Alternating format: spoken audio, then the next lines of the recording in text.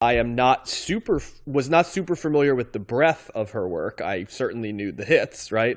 And she had lots of them. Is Donna Summer, and we're bouncing from minimalist proto indie. Earlier we did straight ahead power pop, and now we are in. I definitely think disco mixed with some R&B, right? So I think I get the first take, but first, Matt, let's go ahead and run the numbers. So Bad Girls by Donna Summer comes in at number 697 in the 1970s on Best Ever Albums, number 66 in 1979, number 3,918 of all time. It is Donna Summer's highest rated album on Best Ever Albums, and she also made Rolling Stone's list at number 283.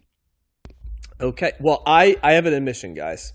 I was pretty certain that I was going to hate this album because I know Hot Stuff and Bad Girls, and I've always been, they're fine.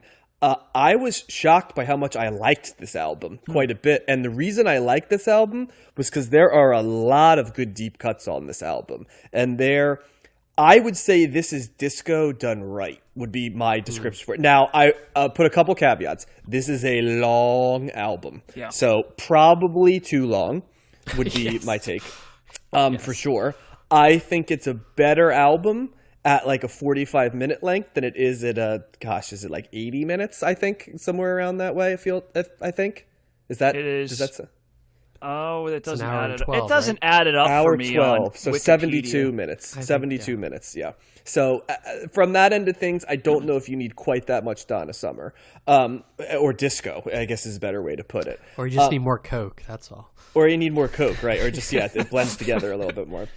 But yeah, I like this album, and I was surprised by how much this album was an R&B album. I knew Donna Summer has, she's kind of like Diana Ross in that she has a good voice, but not a voice where you're like, that's a great voice. Exactly what I was thinking. Yeah, and it's like, it's not thin like Diana Ross's voice is criticized as. It's, in its own way, it stands out, but it's not an overpowering voice like Gloria Gaynor, right? Of I Will Survive fame, or like Bonnie Tyler, Total Eclipse of the Heart. Like, I'm thinking of those big disco songs where there's these booming voices that come through. That's not what Donna Summer's voice is, and it's kind of interesting that Donna Summer had all of these hits. But when you put everything together with her as a piece of a band, she's kind of almost the perfect disco frontwoman because she doesn't get in the way of the groove, which is always there, and the musicianship. Because she doesn't oversing or overpower, it doesn't get too convoluted, or it doesn't feel as dated as some disco does, where it's just these belting songs that sound of another era. It can kind of repurpose itself as R&B that can transcend the decade at times. I liked All Through the Night. I liked On My Honor. Those were songs that stood out to me. Lucky at the end was a song that I really liked. I even liked the long song at the end, Sunset People. It had a kind of like a cool dance, like the last dance of the night type feel, like if you were at a club, and I think that's what it was designed to be, Sunset People and stuff like that. So even as when I was listening to it, I didn't know what the title was because I was listening to it outside of where I could see it. But when I went back and looked at it, I'm like, oh, that makes sense in terms of that. But I can talk about the sonic scape when we get further into this, because there are some things that are decidedly disco, and there are some things that are unique twists on disco. But I would say of the disco that we've covered so far, or for that matter, the dance music we've covered, like the Bee Gees and ABBA and stuff like that, a Saturday Night Fever soundtrack, I enjoyed this the most, and this would have the highest re-listenability for me of the albums that we've covered in the primarily dance/disco lane. Yeah.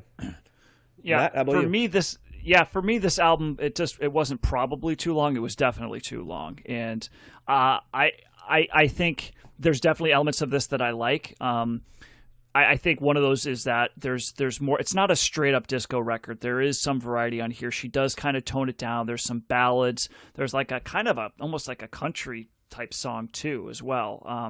Kind of towards the end. So I did like that variety. It made the length a little bit better for me.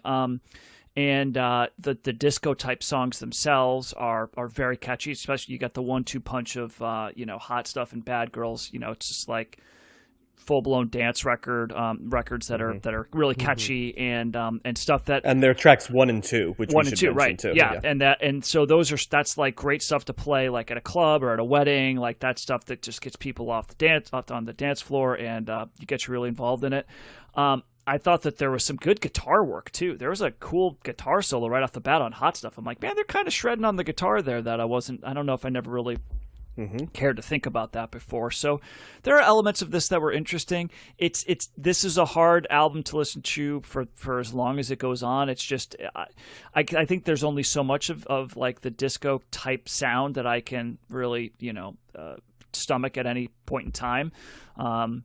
It is like cotton candy. And it's just like, all right, I got my fill, like I'm good. And it just keeps going. So it was, like I said, it was salvaged a bit by some of the variety. I definitely like this better than the Saturday Night Fever album, although I thought that probably Saturday Night Fever had higher highs, but that album definitely suffered from too much. Those long instrumentals I felt were kind of brutal. Yeah. And so I didn't really find there was that, there are any moments like this on here. So this is probably a more consistent record for me. It's fun, right? Like I get why this is popular. This is stuff that, you don't have to think too much about. You can just, and I'm sure I didn't really pay attention to lyrics, but I'm sure there's plenty of things that are relatable that people can kind of connect with lyrically, with this. I guess it's not exactly high end, No, it doesn't. It's okay. But it's almost the fact that it's not high end is what makes it more universal. It's just like it's easy listen for the lyrics, it's easy listen for the music, and it's like lowest common denominator stuff. But there's nothing, that in and of itself, there's nothing wrong with it. There's definitely a place for that. So I'm in the middle on it. It's fine. There's parts where there's times where I listened to this a couple times. There's times where I was really kind of feeling it. There are other times I was like, all right, I'm good. Like this is, it's just not my genre. It's just not something I'm really going to go to a whole lot. But if I'm at a wedding and they're going to play Hot Stuff or, some of these other songs, I'm like, let's do it. It's better than that, Matt. It's better than just shitty wedding music. I didn't say that. I'm like, that would get me excited. Though there's plenty of shitty wedding music that shouldn't be played at weddings, but this is absolutely the type of stuff that should be played there. So, but to me, that's where I'm going to want to listen to this more than just kind of on my own, is what I'm saying. So, I'm in the middle. I'm in the middle on this. Can I add something real quick before we go to Josh? The guitar, first of all, Hot Stuff, as I'm looking up the guitar player, it's Jeff Skunk Baxter, who's an ex-Doobie Brother and Steely Dan guitarist. So that's who is doing the shredding, Matt. Also, as I was looking that up, I just casually came across this song won Best Female Rock Vocal at the Grammys that year. So they considered it to be a rock song, which is interesting. Huh. Yeah. So 2 little tidbits there. All right, Josh, I don't want to steal your thunder. Go for it. No thunder stolen. I'm also mixed on this. I feel like this song, much like the Saturday Night Fever soundtrack, it's designed to just be put on at like a dance club and played. Almost like it like takes you through a journey, kind of like how I felt listening to it. Like it starts out really hot and like is really fun, and then it almost like the front half is all like dance tracks, and then it like kind of slows down, like if you're gonna get another drink, go to the bathroom, and there's some come down from your Coke. Yeah, exactly. Yeah.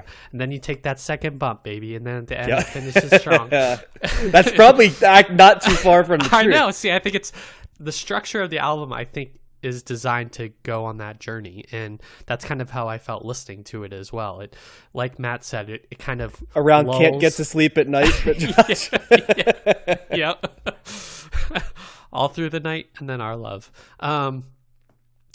So yeah, it is like an epitome of that kind of disco era dance music with the R&B, like John said. I really responded to the synth on this, or I guess the keyboards probably also on this. I thought they were doing some interesting things in the background musically with those. And yeah, that was the other thing that John mentioned was her voice. It's not like defining in the way that even like the Gibb brothers are with with in the Bee Gees. It's just kind of functional, not bad, but not like really powerful or great like some of the other female artists that we've had. It's karaoke ability. Like you can feel like you can do it without dying out there. Like you could do bigger. That's how I just would describe it. You know, you could try to do Bad Girls, and not embarrass yourself, as opposed to if you try to do like I Will Survive, right, where you might embarrass yourself. Yep. Is that a good description? Yeah, that sounds right. Yep. And so yeah, I think in terms of it being a dance album, it succeeds. It is designed for people to dance. I felt like I wanted to dance. I was moving my head when listening, and I also did not pay attention to the lyrics too much, but it seemed like, you know, based on sex and love for the most part, and longing, and all the kind of main themes that most songs are about. And so yeah, will it stick with me? Maybe just thinking about Hot Stuff or Bad Girls again, but not any of the other songs. I didn't like, I guess my point being, there isn't a lot of deep cuts on here that I would revisit, or said that was really good. I enjoyed it maybe in the context of the album as a whole, but nothing to pull out to put on to my own dance mix. Oh, that's a list in its own. We have to create a Spotify playlist for that, Josh. Right. But yeah, it's decent. I'd give it. It's a 6 out of 10 for me if I had to rate it. So, that might be my rating too. 6 of 10, Josh. 6 or 6.5 out of 10. Gentleman 6 is one of my podcasts. says. John goes 6.5. I go 5.5. So we're right there at the 6. Yeah. Okay. I thought Lucky was kind of like a little that keyboard there. I like that song. That was a little bit of craft work in there. Maybe some like the that might have been my favorite song on the album, Matt. I agree with you. I think I did know that one. That one sounded somewhat familiar, whereas Hot Stuff, it definitely sounded familiar, but there was a little bit of familiarity there. But that was kind of interesting how they did the synths. That was definitely, it's getting more of the 80s feel on that, which this is basically an 80s. I mean, this is 79, so you're basically, you know, that crossover area. So yeah. I did just look up while we were talking this. I was like, who produced this album? Because it seems like very of its era. And Giorgio Moroder produced it. And I don't know if you guys know who he is, but I do. Yep. He's done a lot of songs, and I know him more from his music scores and soundtracks, or movie scores. He's a movie guy, right? That's how. That's how I know him. Yeah. Like things like What If, Flashdance, What a Feeling. He won an award for that, and he's worked with so many other artists that you would know, and did the Scarface soundtrack, which I feel like is very indelible and very 80s, and some other things as well. But that Flashdance could have been on this album when you think about it. It absolutely could have fit on this album sonically. Mm-hmm. Yeah, he produced Last Dance also, which I think is another Donna Summer song. And I also love the description from the Rolling Stone list that comes up. The one sentence bumper here, guys, is the late great queen of disco pulls out all the stops for an album that sums up 70s radio, from ladies' choice smooch jams to filthy funk. That might be an awesome description. Ladies' choice smooch jams to filthy funk. Now, I didn't get a filthy feel on this I did with some other there albums, was some funk elements, but there were a lot of funk elements, as disco always does for me, I guess. Disco has that funk bass line, so you're going to get that quite a bit, And there were 6 singles from this record. Woof. Damn. She had, I think she had the most number one hits of the 70s. She or the Bee Gees. I think it might be the Bee Gees and her too. I know it's kind of ridiculous how many she had. She was a big, big deal in the late 70s. And I don't know if there's someone with as many big hits who was so localized to such a short period of time. Disco was like that when you think about it. These people had tons of hits, and then can you think of anybody else? Because when you think of people that have tons of Elton John or Mariah Carey or Madonna or Michael Jackson, they're spread over. Brooks. But they're all spread over long stretches. I don't know if Garth Brooks is spread over. Garth Brooks probably had maybe a 5 Shania Twain, maybe? Yeah. Celine Dion that was just one album. Feels like that too. Yeah, just like a very specific stretch where there's other artists I could think of that are like that, like Alanis Morissette or somebody, but not as many she didn't have number one hits. Right. So Also, randomly, Giorgio Moroder composed the official theme song to the 1990 World Cup. I don't know what that that sounds that was like. Italy, I think. Italy Yeah. was the 90 World Cup, wasn't it? Yep. So that makes sense. Yeah. Una State Italia is the name of the song. Was it like Sounds Waka like something Waka? John Tesh would do. Waka Yeah. Waka, the Shakira song? Well, let's go for like the South Africa one, the one where they blew all those horns. The vuvuzelas. Oh, God. That still haunts me. I used to have that app on my phone. You would shake your phone and it would make the vuvuzela Oh my sound. God, man. Oh, my God. I would punch you just for having that. If I could go to your house, even though you're sick, I would punch you on principle, Matt, just for having that. I wonder if they still make that. I deleted it years ago. So Good. I'm gonna have to. Anyway, well, That's I'm gonna perfect come way over to to your end that house and segment. either punch you or once again make every one of your sounds on your computer Panic at the Disco again. Just to Oh yeah, get over you. classic. So, classic. We'll tell that Classic story one prank day. we pulled on Matt. We'll tell that story one day. One day we have like a John, Matt, and Josh share day, mailbag, but not yet. So, all right. Any final thoughts, guys? I mean, this is the only time we cover Donna Summer, so I feel like it encapsulates her career in some sadly, aspect. she did die young. I'm stealing your thunder here, Josh.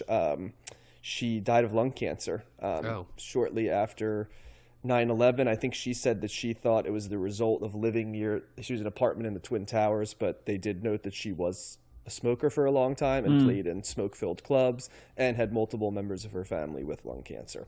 So I think it was sort of like a Genetic. perfect storm of things. So R.I.P. Donna. Your music lives on both on this podcast and I guess at weddings, Matt, you said so. Yeah, at weddings, for sure. For sure. Is she in the Rock and Roll Hall of Fame? Let's see. That's a very good question. I could see her being in there. Let's see. Yep, she was inducted in 2013. Makes sense. I mean, that she was the queen of the late 70s. Yeah.